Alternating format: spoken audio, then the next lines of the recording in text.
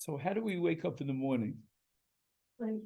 We want to be over the Hashem. We want to do tefillah. We want to get involved in prayer. And I think there's a different approach here between Brisk and Breslav. So we're going to start with Brisk. In order to appreciate what we do in the morning, we start with what's called Birchas HaTorah. And that's an obligation that's incumbent upon men and women alike. And the Rambam has a very interesting language. And Rav Soloveitchik, in one of his Shiurim L'Zecher Abba Mori, on the yahrzeit of his father on Gimel Shvat, he reads this Rambam very meticulously. The Rambam writes, Hamashkim likro batorah, podem sheyikra. He says, if a person wakes up in the morning and he wants to learn Torah, then, you know what? Says the Rambam, Bein shekara b'torah shabal b'ksav, bein shekara b'torah shabal peh, notel yadav, umevarech sholosh brachos, v'achar kach koreh v'elu hein.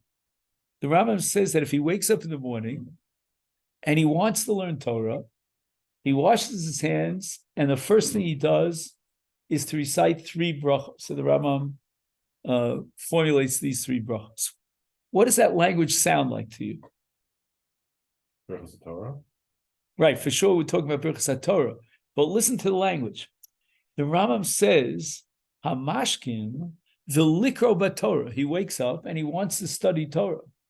Then he has to recite the 3 brachos. What does that sound like? No. You see, in halacha, we differentiate sharply and fundamentally between 2 types of mitzvos. There are mitzvos that, what? Well, I don't know if it's a hechsher mitzvah per se, but there are 2 types of mitzvahs. There are mitzvahs that are obligatory, and that means in an absolute way, comes the night of Pesach, I have to eat matzah, whether I like it or not. And then there's a group of mitzvahs which, if X, it's if you make a decision that you want to do this, whatever that is, then you're obligated in a mitzvah. Can you think of any other examples? Let's say in tzitzis. If you decide to wear a beged that has 4 corners, then you're obligated to put tzitzis on the beged. Or shchita. If you decide that you want to eat meat, then you only have a live animal, right? You can't go to the butcher and get meat. Then you'll have to share. If you decide to buy a house that has a slanted roof, then you're obligated the mitzvah of makeh to put up a railing around the roof. What's common about all these mitzvahs is that the mitzvahs are reshus. What do I mean it's a reshus? It's not an absolute obligation. It's a conditional obligation. There's a condition, and if that condition is met, then I become obligated. So what would the Rambam say at this point? If I decide that I'm waking up in the morning, but I'm not going to study Torah, would I make the brachos? That's an absolute obligation to study Torah every day. Okay, so that's going to be the next Rambam, but you're a step ahead of me. Okay. In this Rambam, the Rambam writes that Hamashkim likro b'Torah, if he wakes up and he wants to study Torah, then he recites the brachos.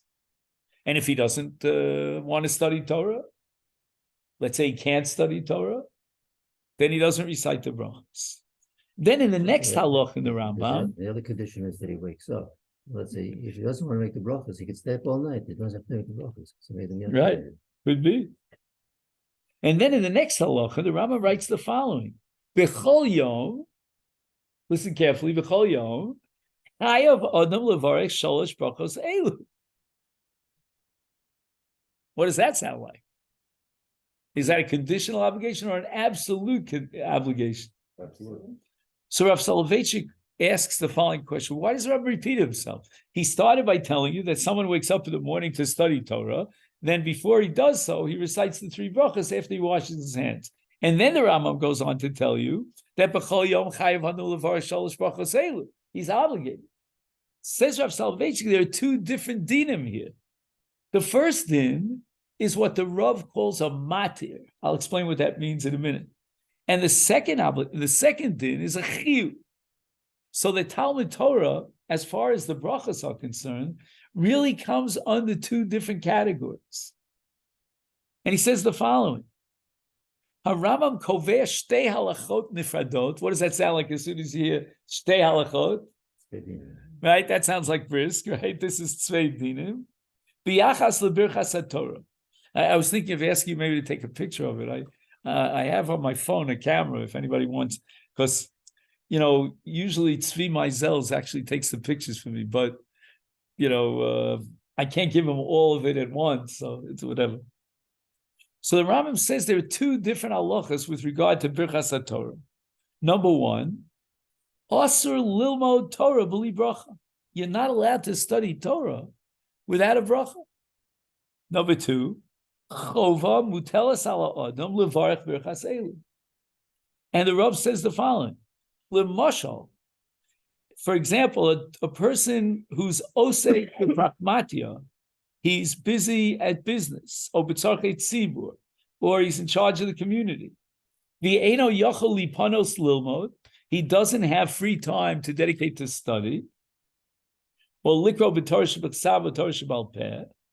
So under the first halacha, which the Rambam made conditional, that im mashkim likros, if he's about to learn Torah, he has to recite the brachas, because he needs a matir. You're not allowed to study Torah without the brachas.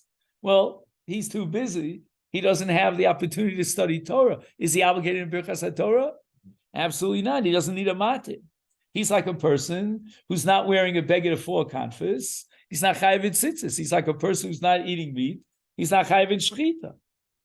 However, the Rambam adds another halacha, and that is that even though he doesn't need the matir, he has what's called a chiyuv. He's involved in obligation to read these 3 brachos, whether he's going to learn Torah or not going to learn Torah. So the Rambam needs that second halacha in order to establish an absolute chiyuv, an unconditional obligation. So this is very typical in Brisk.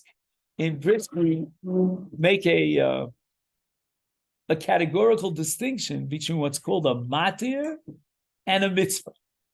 A matir is something that I need in order to permit. I can't eat the meat until I shech the animal. I can't wear the beged until I put tzitzis on the beged. That's called a matir.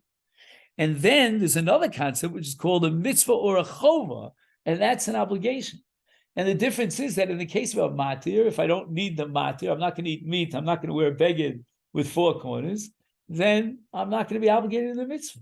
But a chova is absolute, unconditional, and even if I don't need the matir, I still have to fulfill my obligation. Yeah, but here it sounds like the chova is not on the mitzvah of Talmud Torah, the chova is on the bracha. Correct. So the question is Birchas HaTorah a matir, meaning I can't learn Torah without reciting the brachas? If I want to learn Torah, I need the brachas. If I don't want to learn Torah because I can't learn Torah, whatever it might be, I don't need the brachas. Or is Birchas HaTorah a chova? I'm obligated to start my day, wake up, wash my hands, and this is how I start my day, with Birchas HaTorah. Let's move on that it's a chova from this. So the Rav says there are 2 dinim. In other words, there are 2 reasons why I'm obligated to recite the 3 brachas. One is because I want to learn Torah, if that's conditional. And the other is because I wake up in the morning and I have to recite these brachas. No, but if you're not going to learn, so then you would say that it's a bracha levatol. We don't say that. It's a chova, the bracha levatol. Correct. Because it's not conditional. If it was only a din of a matir and I'm not going to learn any Torah and I recite the brachas, that would be a bracha levatol times 3. But if, on the other hand, you say that there's a chova, an obligation to recite these brachas, then even in an event that I'm not going to learn Torah, I have no intention of learning Torah, I don't need a matir, I still have to recite these brachas as a separate chov. And Rav Soloveitchik in this year is going to spend 20 pages trying to explain why I have a chova on a daily basis to wake up and recite Birchas HaTorah. Every other bracha is only when I have a mitzvah to do, or for example, in Birchas HaNenim, I want to eat something, so I need a matir. But in this case, if I'm not going to learn Torah, then I don't need the matir. No, you have a chova. Why? So I'm just going to try to summarize 3 points of this gigantic what we call a yard site rush that the Rav gave who knows how many years ago, but it's alive today. And he writes the following. I'm skipping to page 6 over here. He says the following, that you might ask the question, which he asks earlier in the shir. He says, why do I need the Birchas HaTorah if I'm not interested in the mitzvah? The Birchas HaTorah is on the mitzvah of Talmud Torah. I'm too busy. I don't have the opportunity to study Torah. Why do I do the mitzvah? And the Rav wants to say that the purpose of Birchas HaTorah, above and beyond being a matir, to allow me and permit me to study Torah, is a kiyum of avoda. A person has to start his day with avoda. And these brachas on the Torah are avoda.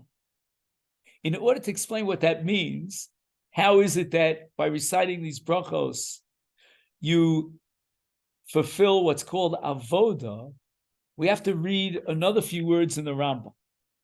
The Rambam writes, Bechol yom, chayav adam levarech sholosh brachos elu, v'achar kach korei mi'at midivrei Torah. What does that mean? He doesn't have time to sit down like we're doing now and learn a whole shir. He doesn't have enough time to learn through a parsha in the Torah or a sugya in Torah Sheba'al Peh, but he has korei ma'at. He's going to recite a bracha, 3 brachas in fact, and then he's going to read a little bit of Torah. What do we do in the morning? If you've seen it in the Sidurim, Yirech Hashem v'Yisharecha, or you have a Mishnah in Masechta Pei. So immediately after you recite these 3 brachos, you learn a little bit of Torah. You read a little Torah, Torah Shvasav, Torah Sheba'al Peh, and you're obligated to do so on a daily basis. You don't have time to sit down and learn Torah, but that minimum the Rambam requires. Why? So the Rav wants to say that when you recite the brachos together with a little bit of Torah study, you create an entity which is called Avodas Hashem. And a person has to begin his day with Avodas Hashem. How does the Rav get such a thing? And he bases himself on a Rambam in Sefer HaMitzvos. The Rambam, calculates and enumerates all the mitzvahs. And in Mitzvahs Hasei Hey, number 5, the Rambam quotes the pasuk as he does in every mitzvah, V'avadetem es Hashem Elokeichem, and you will serve your God. And the Rambam says, how do you serve your God? Ezi avoda, and the pasuk says avodas halev, cried V'avadetem es Hashem Elokeichem b'chol levavchem. Ezi avoda shebalev. The Rambam says, what is avodah shebalev? How does a person serve Hashem with his heart? And the Rambam, based on the Sifri, gives 2 answers. Avdeu bit toraso, avdeu bit filoso. The avodah has to be a connection, a combination, an integration of tefillah and Torah. We're going to soon see that in Chasidus, there's always a little bit of a tension. Which is greater, Torah or tefillah? And the truth be told, that in Breslav, I think, I'm going to try to prove this to you if you keep coming a few months down the line, that I think tefillah is even more important than Torah. But not so in Brisk. In Brisk, Torah and tefillah are really 2 sides of one coin.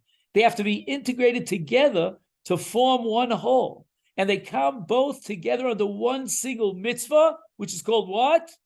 V'avadetem es Hashem Elokeichem b'chol levavchem. Because what is avodah b'lev? It's Talmud, it's the study of Torah, and it's tefillah. Together, when you integrate both tefillah and Torah, and that's how you begin your day, then you have the kiyum of the mitzvah avodah, which is the greatest mitzvah that we have. And the Rambam says, and Rav Soloveitchik says the following. Why is Torah and tefillah integrated together? He quotes a Gemara in Brachos on Daf Yudalid. Om Rab Yochanan, harotze sheyikabel olav ol malchus shamayim. What is the beginning of a day? Well, who are we and why are we here? And what's the answer? Kabbalas o Malchus Shemayim. Loosely translated, to accept upon ourselves the sovereign dominion of God. How do we do so? So the Gemara quotes Rabbi Yochanan. Harotze sheikabel ol Malchus Shemayim shlema. He wants to have a perfect ol Malchus Shemayim. He says he should yifne. He should make sure his brain is ready to concentrate. V'yispalel. He should read the Torah and Kriyat Shema, and then Yispalel. So Rabbi Yochanan has a combination of two items. He's got the element of reading the Torah, which we fulfill through what? Through Kriyat Shema, together with Tefillah. Again, it's the same concept, that Torah and Tefillah together form one perfect whole, which is Kabbalas o Malchus Shemayim. Number two, the pasuk says in Eicha, Kumui Roni Balayla. We should wake up in the night, Shifchi Kamayim Libech, Nochach Pnei Hashem. And the Gemara tells us, based on this pasuk in Eicha, and it's codified by the Rambam Per Gimel Milchas Talmud Torah, and when it says in the pasuk Kumi Roni Balayla, what does it mean, Roni Balayla? Amru Chachamim Ein Rina Ela Torah. Yet the study of Torah is called Rina. And the Rambam writes that Talmud Torah by day is not as great as Talmud Torah at night. So my friends, what we're doing now, Talmud Torah at night, is the greatest kiyum, the ultimate fulfillment of Torah study, because it adds an element of kumi, Roni Balayla. So Rav Soloveitchik explains that Roni is a form of tefillah. And yet, the Rambam says, how do we fulfill Kumi Roni Balayla? It's going to be through Torah. The end of the pasuk says, Shifchi Kamayim Libech. What's Shifchi Kamayim Libech? Tefillah. Are you with me? Am I talking to the walls here? Help me out over here, Rachmanis. Do you hear what this pasuk is saying? I just can't, it just, pardon the expression, it just blows my mind. The pasuk says, Kumi Roni Balayla. The Rambam says, based on the Gemara, that Roni is identified as Torah study. Torah study is called Rina. When you study Torah at night. So the study of Torah at night adds a dimension of Rina, and then the pasuk says, Shifchi Kamayim Libech. What's Shifchi Kamayim Libech? Tefillah. We have to integrate both Torah and Tefillah, and especially at night. And therefore he says that Isuko Shalalomed Torah. When a person studies Torah, it's Bechinas Bakasha Ilemes. It has an element of Tefillah. It's unbelievable. I'm studying Shar Shanoga Chesapara. Your cow, good. My ox, good, your cow. Or I'm learning about Shnai Mosa Vitalis Yachloku. And that itself is a Bakasha Ilemes. In other words, there's a hidden Bakasha here. We're asking HaKadosh Baruch Hu to allow us to study His Torah, to allow us to fulfill His Torah. And all that is Shivchi Kamayim Libech, that's inherent in Torah study. Now he has a third point. Amar Reish Lakish, the Gemara in Avodah Zarah says, Kol ha'osek b'Torah, HaKadosh Baruch Hu moshech olav chut shel chesed. When a person studies Torah, it's considered like, listen to the following pasuk in Tehillim and Beis, Yomam Yitzav Hashem Chazdo, Ubalayla Shiro Imo. What does Shiro mean? We're here sitting in what synagogue? Shirat David. What does the word Shira mean? Don't all answer at once, because I might think you really know what you're talking about, right? What does Shira mean? Singing. Torah is called singing. Could you imagine? Reish Lakish says, Ha'osek b'Torah, by studying Torah, he fulfills Shiro Imi. He's singing my song. So Torah now gets, in a sense, not subdivided, I want to say piled up with three different dimensions. First dimension is Kabbalas o Malchus Shemayim, and that will be achieved when he combines and he integrates Torah with what? With Tefillah, as we saw in Rabbi Yochanan, that the greatest Kabbalas o Malchus Shemayim in its perfect state is when he reads Kriyat Shema and fulfills the mitzvah of Talmud Torah, together with tefillah. Now he has tefillah and Torah. Secondly, Torah has an element of tefillah, of shivchi kamayim libech. And especially when a person learns Torah at night, it's a hidden prayer. Bakasha ilemes. And thirdly, limud Torah is shira. I'm singing, God, your songs. I'm singing your Torah. Your Torah is a song for me. And that's a kiyum of tefillah. So just to summarize, what we have here is the following.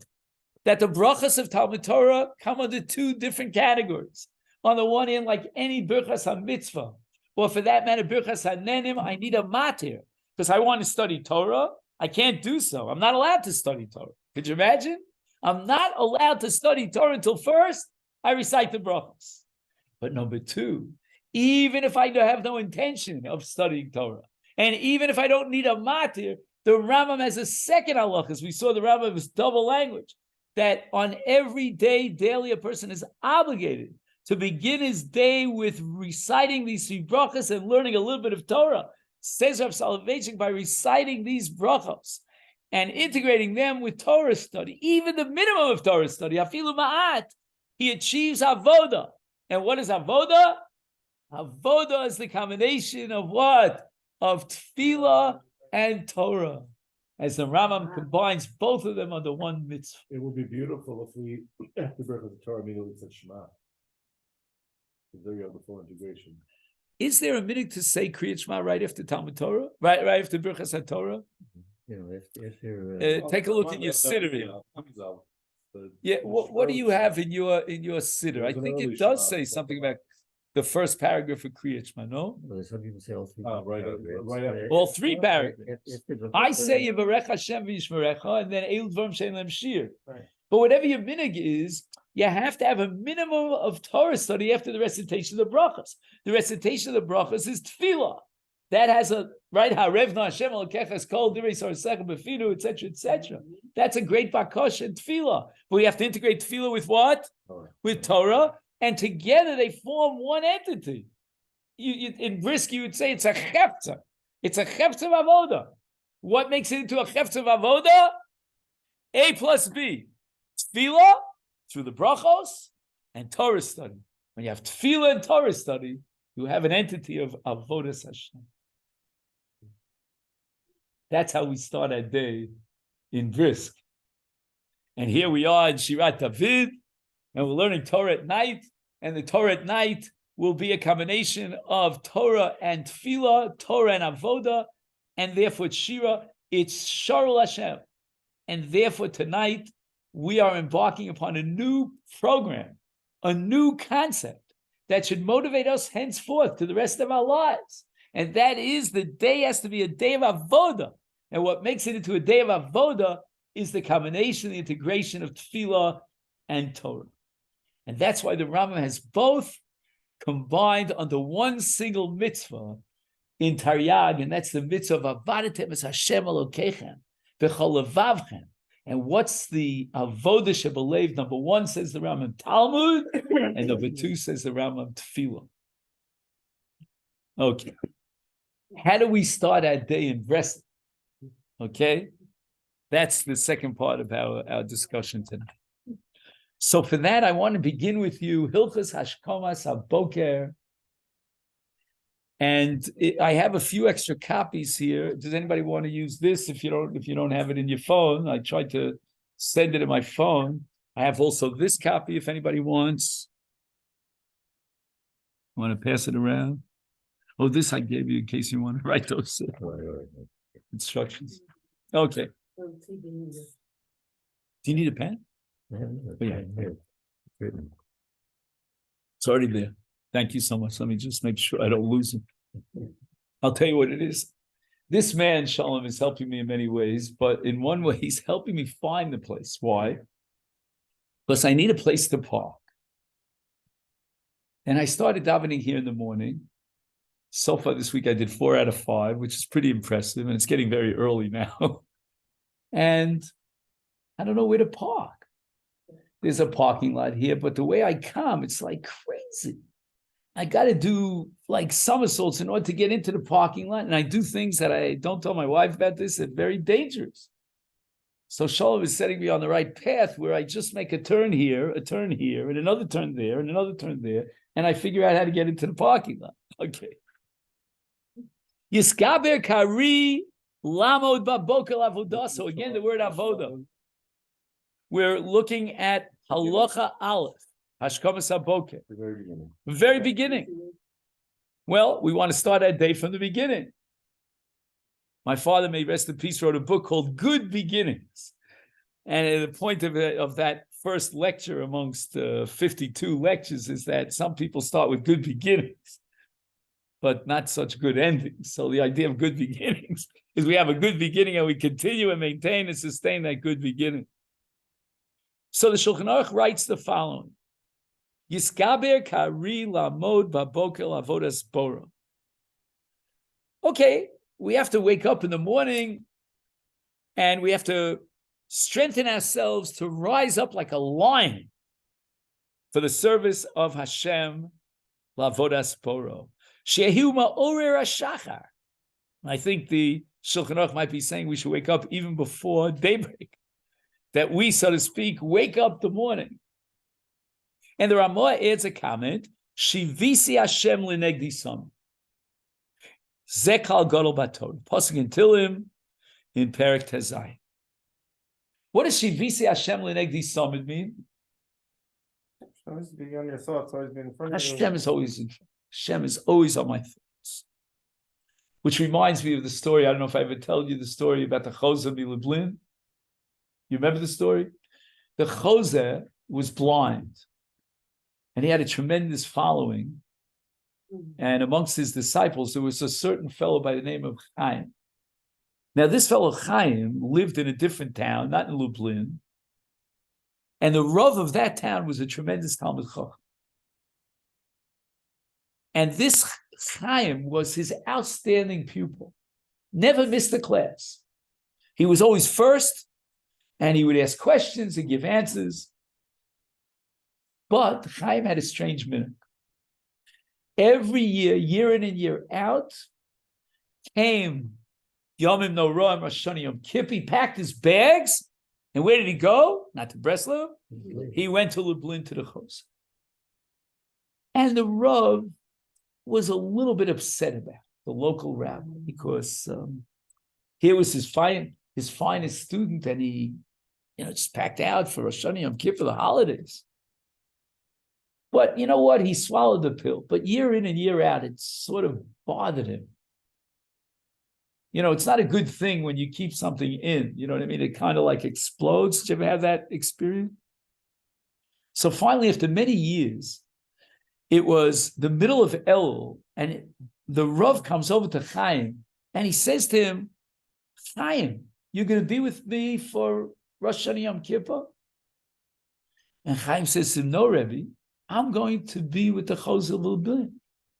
So Chaim says to him, what is it?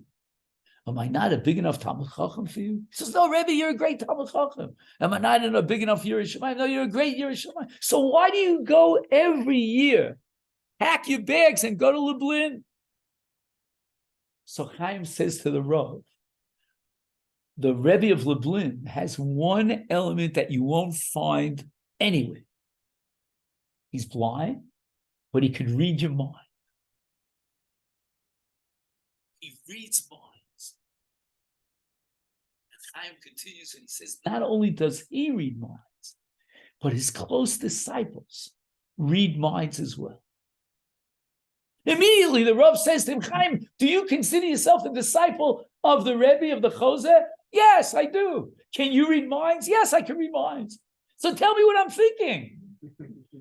So Chaim responds, you're thinking about the Ribono Shel Olam. No, I wasn't thinking about God. That's why I go to the Choser Milublin, because he's always thinking about God. The whole thing was a setup, you understand?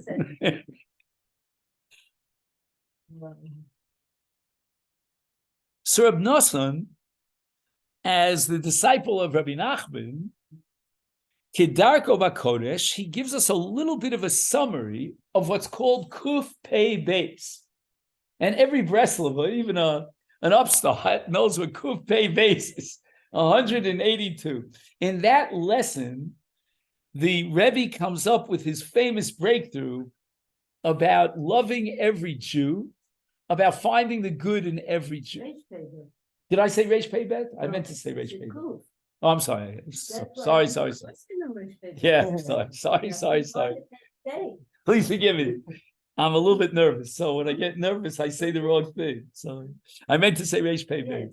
282. Okay then? Imagine you have to learn 282 Torahs until you get to something called Azamra. Okay, Azamra.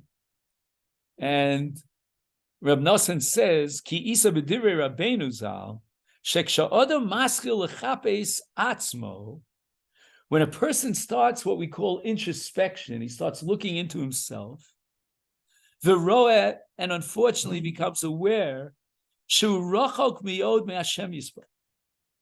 He's far away from Hashem. V'umalei chatoim u'pegamim harbe. He's guilty not only of chatoim, which are violations, but he's even guilty of pagamim, of blemishes, meaning even if he didn't technically violate one of the averos of the Torah, but his avoda is lacking.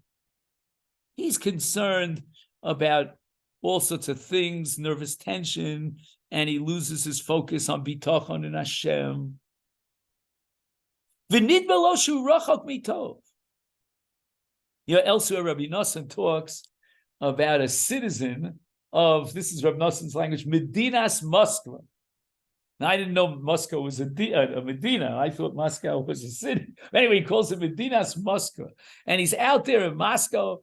There's no one there who's an Oved Hashem. He's so far, far away from Yiddishkeit, from Hashem. V'nidma lo shu rachok mito. Azai, says the Rebbe, when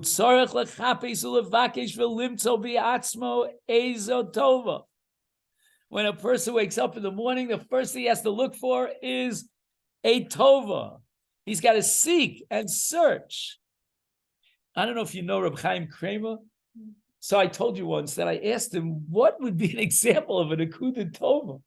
And I thought he would say, because that's what I would have said, that I took out the garbage today. So my wife didn't have to take out the garbage. So he tells me that 40 years ago, when his father-in-law, Rabbi Rosenfeld, came on Aliyah to Eretz Yisrael and he wasn't feeling well and he had trouble with the plumbing, he helped out with the plumbing. So I guess in Akudah Tova, you have to, what's the language here of the Rebbe? He says, he's got to seek and he's got to look for those things that are good.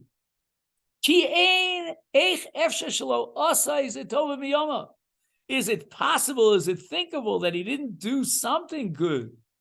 You know, I got up in the morning and I daven nets today. I'm a big shot. I give myself a pat on the shoulder, and guess what? Where was my brain? Where was my head? I was thinking about who knows whether I want to stay in Efrat. I don't want to stay. This is where I'm thinking. What about davening? What about being close to Hashem? So even the good things that he does is full of what? Pitzayim, mole pitzayim. You know, this is a really stark language here. You know, mole pitzayim is like a person who's, you know, he's like a leper, chas v'shalom. He's full of, you know, incisions in his body. Kima'ura b'psoles harbe. You know, psoles is a word that comes from Hilchas Shabbos. You know, when you have boreh, malachas boreh, you got a mixture of psoles and ochel. There's good stuff and there's bad stuff. And if on Shabbos you start separating the psoles from the ochel, you violate a malacha doraisa of borer. You're familiar with that. And here too, he looks at his actions and he sees, well, you know what? There's a little bit of good here. You know, there's some ochel here, but it's mostly psoles. I'm distracted. I'm nervous. I'm tense. I'm not there with Hashem, believing in Hashem. I don't do enough chesed, chas v'shalom. And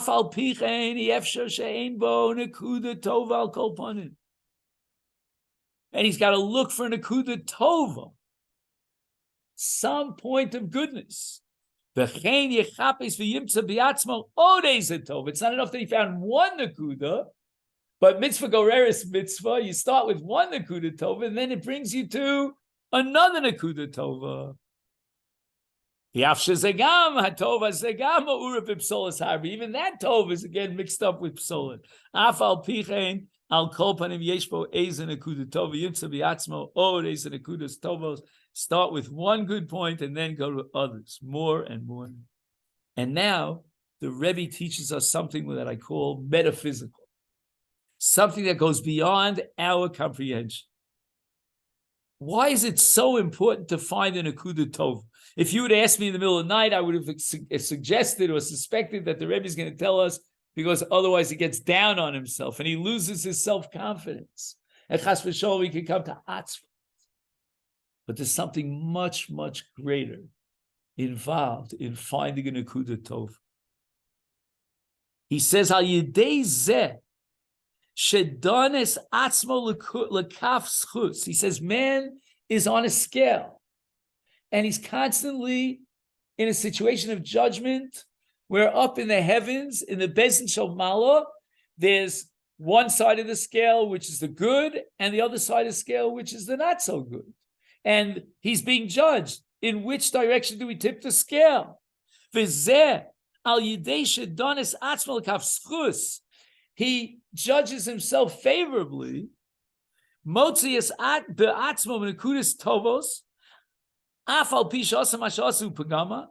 Al yidei zeh, as a result of finding the nekudas tovos, who yotze be'emes mikaf chova v'nichnas lekaf schus be'emes. Unbelievable. When we judge ourselves favorably down here on this earth, then automatically God judges us favorably up in the Beis Din, the heavenly courts. That's amazing. I have a wonderful opportunity to tip the scales in my own favor. Once he's already on the good side, then he could go beyond and start fixing up his, imperfections and become more and more close to Hashem. And now the Rebbe connects this with a pasuk in Tehillim, in Perek Lamed Zayin, and Zeh Bechinas v'od ma'at v'ein rasha. There's a ma'at with an ein rasha. How does the Rebbe interpret this pasuk? In a very unique way, a very original, revolutionary way. There's something called ma'at. Ma'at means a nekuda tova, v'ein rasha. And in that nekuda tova, there's no resha. It's pure good. And now the pasuk says, "Vismonanti al makomo veinenu." I looked for the place that's rasha, that's evil, and I couldn't find it. Why? Because I was totally focused on the ma'at. And what's the od ma'at? The od ma'at, which is tov.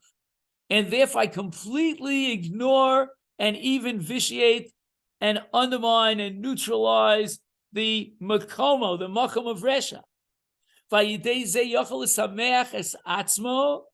Now he's in a state of simcha because he reminds himself and focuses on his good points. Now he's ready for tefillah. When will I sing to God? Be'odi. And what did we say was Odi? Odi was the ma'at tov that he finds. Al yidei ha'od ma'at. You see where the Rebbe connects two psukim in Tehillim. One pasuk says Be'odi with regard to Hazamra, and the other pasuk says Od ma'at. So you take the Od of Od ma'at, put it together with the Elokai Be'odi, and what do you get when you mix the two together? It's like a Gzeira Shava of sorts. You get a comparison that if we have that Ma'at Tov, then it's Hazamra Elokai Ba'odi. We can sing and praise Hashem when we find in ourselves the good points. And now he gives a metaphysical understanding of singing. Vayidei zeh nase nigunim, ki anigunim nasim al yidei shemevarim ruach tova min ruach nechea. Okay, this is very profound, but I just want to get to another very important point. Can you find v'chein tzrichim lodunes acherim? It should be like you have to fast forward a little bit, like 3 lines. You find it? You have it? V'chein tzrichim lodunes acherim lekaf schus. I wake up in the morning not only to find the good points in myself, but I look for the good points in others. And what does that do for others? Once again, it tips the scale in their favor. Vafilu Rasha Gomor, even a person seems to be totally wicked and evil. Even someone who's very evil. I mean, I have trouble with this, frankly, because I don't think you can find too much good in Hitler, Yamashimo. But, and by the way, today we got rid of those 3 guys, I mean, it's not an achama, but at least, I feel a little more secure walking in the streets now, that these guys are not planning their next murder. But in any event, this is based on another Torah of the Rebbe. I wonder if he quotes it. No, I don't see that he quotes it, but elsewhere the Rebbe writes that how do we defend ourselves and protect ourselves against the Rishonim? Paradoxically, by looking for the Nekuda Tova in the Rasha. Doesn't that sound counterintuitive? So the Rebbe explains, I think it's Samach Vav, if I remember correctly, that if you find the Nekuda Tova of the Rasha, then Hashem says, all right, I'll pay him up for that Nekuda Tova, and then now we can take care of him. Now we can get rid of him and protect the Jewish people. And he says, if someone can achieve this goal, limto nekuda tova, afilu b'poshe Yisrael. Imagine the love for the Jew that would result from the fact that you found a good point, even in a Jew who's a sinner, who's far away. We look at Jews and sometimes we're critical. This,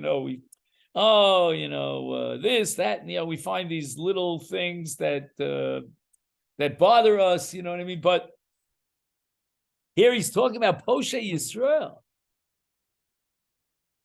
And now he has a new concept called the Shliach Tzibur.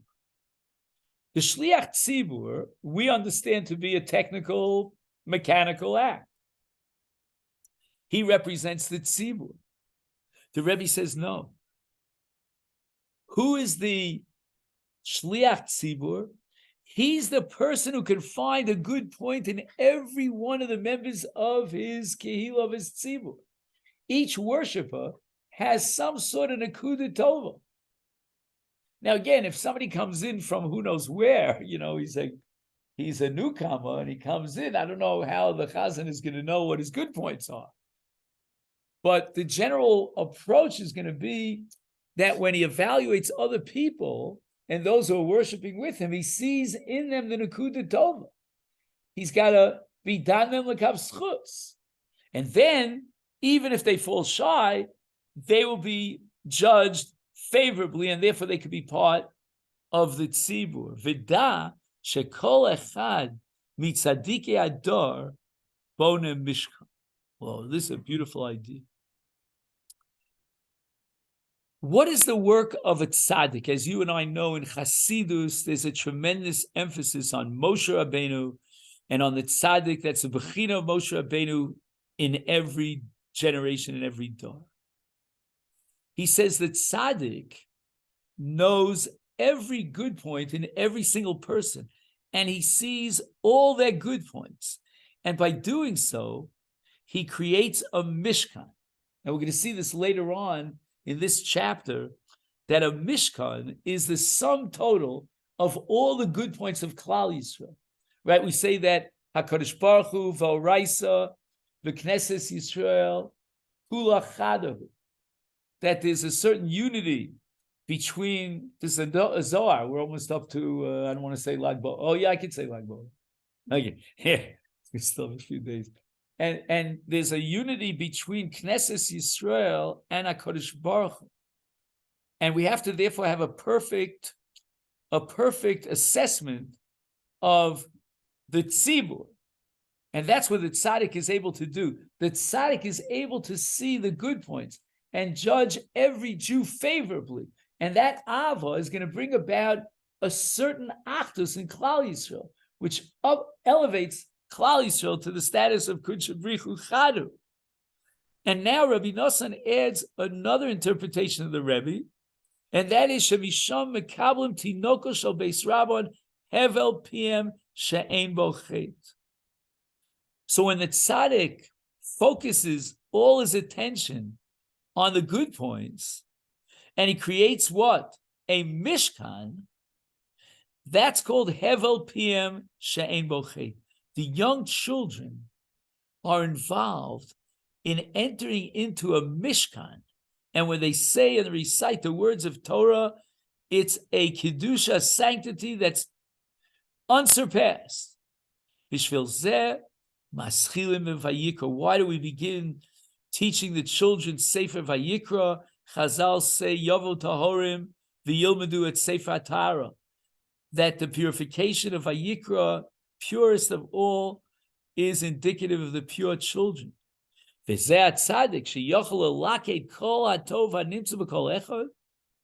tzaddik can set up a heichal by gathering together all the nekudas tovas from everyone.